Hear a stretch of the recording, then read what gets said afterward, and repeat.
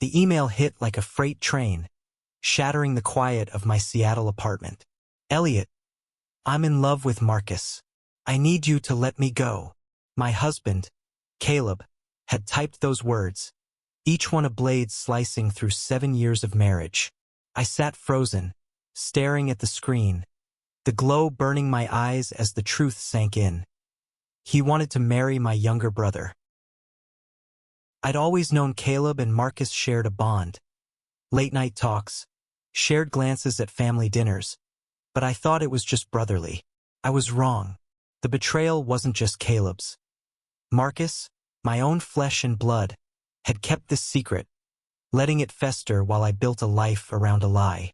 My fingers hovered over the keyboard, itching to fire back a response, to scream, to demand answers.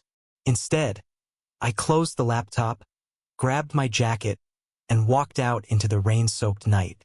I needed to breathe, to think, to escape the wreckage of my own heart.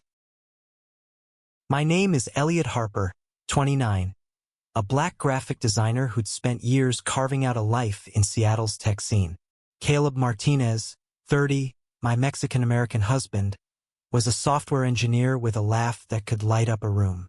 Marcus, my 26-year-old brother, was the charming drifter, always chasing dreams but never quite landing. We were a trio bound by love, or so I thought, until that email unraveled everything. The city's neon lights blurred as I wandered, the Space Needle looming in the distance like a silent judge. How had I missed the signs? The late-night texts, the excuses, the way Caleb's eyes lingered on Marcus during our last Thanksgiving in Portland? I ended up at Pike Place Market, the stalls shuttered, the air thick with the scent of salt and fish. My phone buzzed, Marcus. I ignored it. Then Caleb called. I let it ring. The truth was, I didn't want their apologies or explanations. I wanted to understand why I wasn't enough. My boots splashed through puddles as I replayed our life together. The road trips to Olympic National Park, the quiet mornings brewing coffee, the way Caleb's hand fit perfectly in mine. Had it all been a lie? By the time I reached the waterfront, the rain had soaked through my jacket. I stared out at Puget Sound, the waves churning like my thoughts. Divorce. The word felt foreign, final. Caleb wanted freedom to love Marcus. But what about me? I'd given everything, my trust, my future, my heart. And Marcus, my little brother, who I'd protected from bullies and bad choices, had chosen to break me. I pulled out my phone, opened the email again, and typed 2 words, I'm done. Then I logged off, email, social media, all of it, and tossed my phone into my pocket. I wasn't just leaving Caleb. I was leaving the life I'd known. The next morning, I packed a duffel bag, booked a bus ticket to Astoria, Oregon, and left Seattle behind. Astoria was a small coastal town, far enough to disappear but close enough to feel like I wasn't running. I needed space to rebuild, to figure out who Elliot Harper was without Caleb's shadow or Marcus's betrayal. The bus ride was quiet, the gray Pacific Northwest blurring past my window. I didn't cry. I didn't rage. I just felt empty, like a canvas wiped clean. In Astoria, I rented a room above a bookstore called the Salty Page. The owner, Mrs. Callahan, a wiry 60-year-old with a sharp tongue, didn't ask questions. She just handed me a key and said, "Don't break anything." The room was small, with creaky floors and a view of the Columbia River. I set up my laptop, but instead of designing logos, I started sketching raw, messy lines that spilled out my anger and hurt. For the first time in years, I wasn't creating for a client. I was creating for me. Days turned into weeks. I avoided my phone, ignored the voicemails piling up from Caleb and Marcus. I worked odd jobs, helping at the bookstore, waiting tables at a local diner to keep my mind busy. Astoria was different from Seattle's hustle. People here moved slower, smiled easier. At the diner, I met Javier Reyes, a 28-year-old Latino fisherman with warm brown eyes and a quiet strength. He came in every morning, ordered black coffee, and read dog-eared poetry books. We didn't talk much at first, just exchanged nods. But one evening, when the diner was empty, he stayed late, and we started talking. Javier was born in Astoria, raised by his single mom after his dad died at sea. He'd come out as gay at 16, faced whispers and worse, but stayed because the ocean was his home. "It's not about running," he said, his voice low and steady. "It's about finding where you belong." His words hit hard. I'd been running from Caleb, from Marcus, from myself. Javier didn't push, didn't pry, but his presence felt like an anchor in the storm. One night, after closing the diner, we walked along the riverfront. The air was crisp, the stars sharp above us. Javier stopped, looked at me and said, "You're carrying something heavy, Elliot. You don't have to tell me, but you don't have to carry it alone either." I wanted to tell him everything, about Caleb's email, Marcus's betrayal, the life I'd left behind, but the words caught in my throat. Instead, I just stood there, letting the silence speak. Javier reached for my hand, his fingers warm against mine, and for the first time in weeks, I felt seen. The days in Astoria began to blur, each one a small step away from the life I'd left. But the past has a way of clawing back. One rainy afternoon, while shelving books at the salty page, I found a letter tucked inside a copy of Whitman's Leaves of Grass. It was from Marcus, forwarded by Mrs. Callahan, who'd gotten my new address from a cousin. "Elliot, I'm sorry. I never meant to hurt you. Please talk to me." The words felt hollow, like an echo of a brother I no longer knew. I didn't write back. Instead, I threw myself into Astoria's rhythm. Javier became a constant. His quiet humor, his stories of fishing trips, the way he'd hum old ranchera songs while helping me clean the diner. We spent evenings walking the beach, collecting driftwood, or sitting on the cliffs watching the sunset. He didn't ask about my past, but I started sharing pieces, small ones at first, like how I used to sketch Seattle's skyline at dawn. Javier listened, his eyes steady, and I felt the weight of my secrets lighten. One night, at a local bonfire, Javier introduced me to his friends, a mix of fishermen, artists, and misfits who called Astoria home. There was Lena, a 32-year-old trans woman who ran a pottery studio, and Sam, a 25-year-old non-binary barista with a knack for storytelling. They welcomed me without questions, their laughter and warmth a stark contrast to the cold betrayal I'd left behind.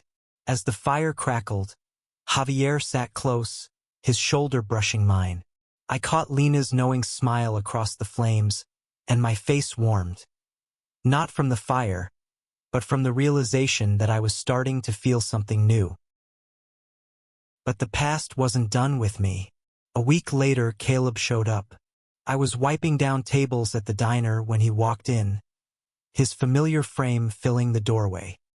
His dark hair was longer, his eyes tired, but he was still the man I'd loved for 7 years.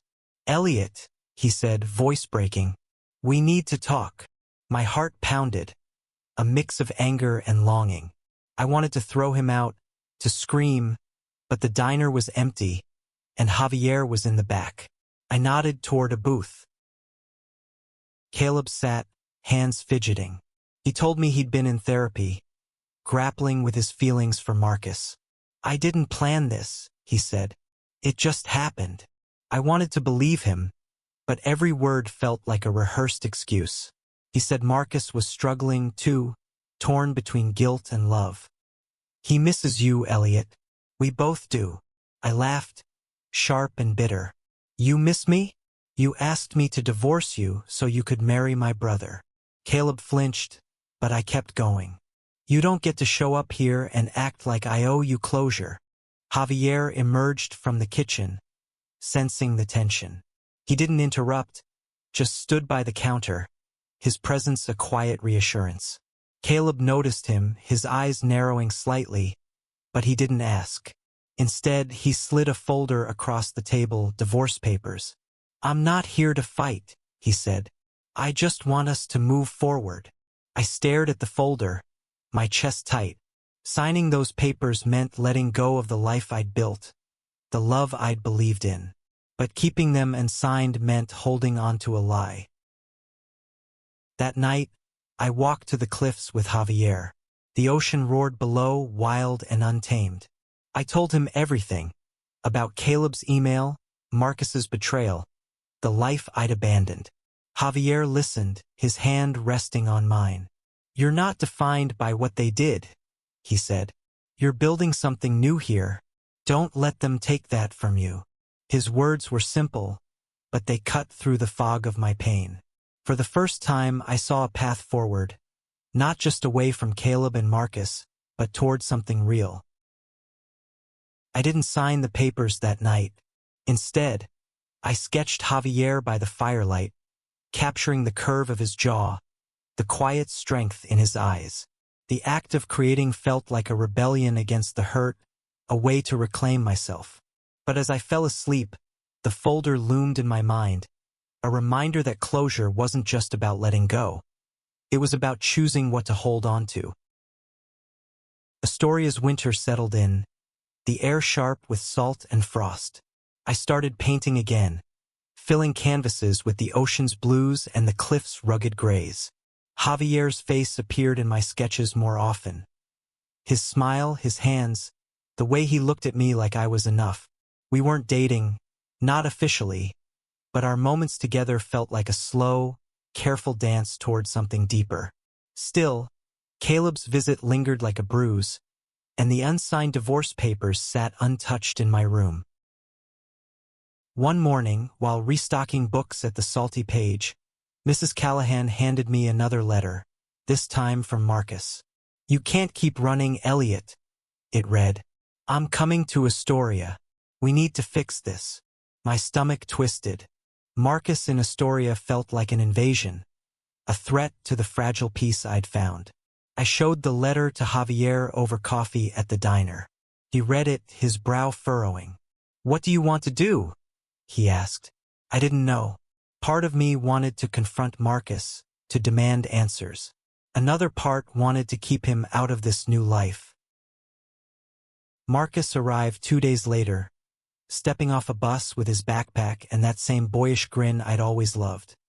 He was 26 but looked younger, his black skin glowing under the gray sky, his eyes searching for me. I met him at the riverfront, away from the diner, away from Javier. "You didn't have to come," I said, my voice colder than I meant. Marcus's smile faltered. "I had to, I can't lose you." He talked about his guilt, his love for Caleb, how he tried to fight it but couldn't. "I didn't want to hurt you," he said, tears in his eyes. "You're my brother." I wanted to hate him, but seeing him there, vulnerable and broken, cracked something in me. We walked along the river, the silence heavy. Marcus admitted he and Caleb were planning a life together, but he couldn't move forward without my forgiveness. "I don't know if I can give you that," I said. "Not yet." He nodded, accepting it, and for a moment we were just brothers again, sharing the weight of our choices. Back at the diner, Javier was waiting.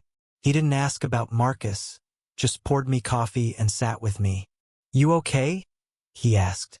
I wasn't, but his presence made it bearable. That night I signed the divorce papers. Not for Caleb, not for Marcus, but for me. I mailed them the next day, feeling lighter, like I'd shed a skin that no longer fit. Javier was there when I dropped the envelope in the mailbox, his hand on my shoulder. "You're stronger than you know," he said. I wanted to believe him. As weeks passed, I leaned into Astoria's community. Lena invited me to her pottery studio, where I shaped clay for the first time, my hands clumsy but free. Sam taught me to make latte art, laughing when my hearts came out lopsided. Javier and I grew closer, our walks turning into late-night talks about dreams, fears, and the lives we wanted. He told me about his first love, a boy who'd left Astoria for college and never came back. I thought I'd never feel that way again, he said, looking at me. My heart raced, but I wasn't ready to name what was growing between us. Then Caleb called. He'd gotten the papers, and his voice was soft, grateful. "I'm sorry, Elliot. I hope you find happiness." I didn't respond, just hung up. Happiness wasn't something I could chase. It was something I had to build. And in Astoria, with Javier's quiet strength and the community's warmth, I was starting to see what that could look like. Spring came to Astoria, the cliffs blooming with wildflowers, the air soft with possibility. Javier and I were no longer just friends. Our first kiss happened on a rainy evening, under the awning of the salty page, his lips warm against mine. It wasn't fireworks, it was better, like coming home. We spent days exploring the coast, sketching together, laughing over burnt pancakes in his tiny apartment. For the first time, I felt like I was living for myself, not for Caleb or Marcus or the life I'd lost. But the past wasn't finished with me. One afternoon, while painting at Lena's studio, I got a text from Marcus. "Caleb and I are engaged. I want you at the wedding." The words hit like a punch. I showed the text to Javier, who read it quietly. "Do you want to go?" he asked. I didn't. The idea of watching Caleb and Marcus vow their love felt like a betrayal of my own healing. But part of me wondered if seeing them would finally close the wound. I talked it over with Lena and Sam at the diner. Lena, shaping a clay bowl, said, "You don't owe them anything, Elliot, but you owe yourself peace." Sam nodded, pouring coffee. Sometimes closure means staying away. Their words stuck with me. I didn't respond to Marcus, but the invitation gnawed at me, a reminder of the family I'd once had. Javier and I took a trip to Cannon Beach, a weekend escape to clear my head. We walked the shore, the haystack rock looming in the distance. Javier told me about his mom, how she taught him to love fiercely despite loss. "You can't control what they did," he said, "but you can choose what you carry." I realized then that I'd been carrying Caleb and Marcus like weights, letting their choices define me. I didn't want that anymore.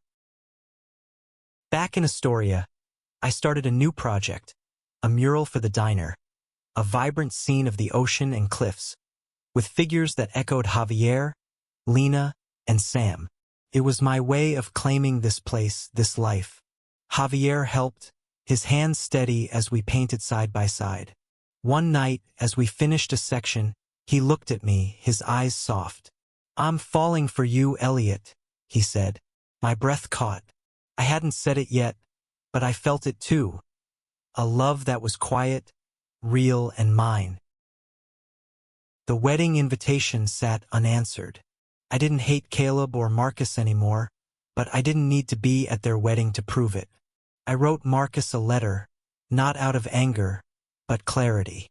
"I'm happy for you," I wrote, "but I'm building my own life now. I need you to respect that." I mailed it, feeling a weight lift. Javier was there when I sent it, his arm around me as we watched the sunset from the cliffs. "You're enough," he whispered. For the first time, I believed it. Summer arrived, and Astoria buzzed with life. Festivals, tourists, the scent of fried clams in the air.